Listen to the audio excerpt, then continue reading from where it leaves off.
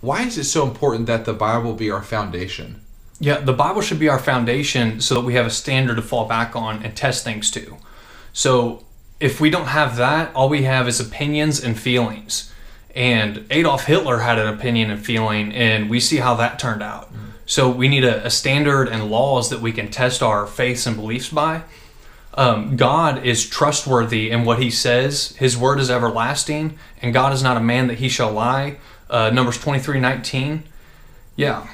Okay, yeah, and so along with those 2 points that Matt just made, it's also helpful and important to recognize that the Bible it demonstrates its own claims that it is the Word of God. Namely, one of these ways is predictive prophecy fulfilled in the life of Jesus. Now, I'm not talking about some vague prophecies like in Nostradamus or say in some other religious text, but I'm talking about detailed prophecies like in Micah, where Micah predicts the very city where Jesus would be born, or in Daniel, the 9th chapter, where it gives a timeline that's written 400 years before Jesus comes, but it says that the Messiah would come and die before the second temple was destroyed.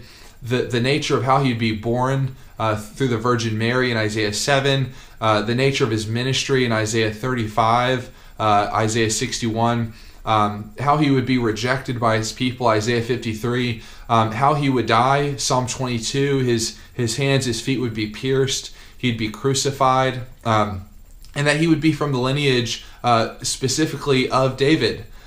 So not only does God say that the Bible is his word and we should trust it and it's a reliable standard of truth, but it also gives some evidences that confirm its own claim.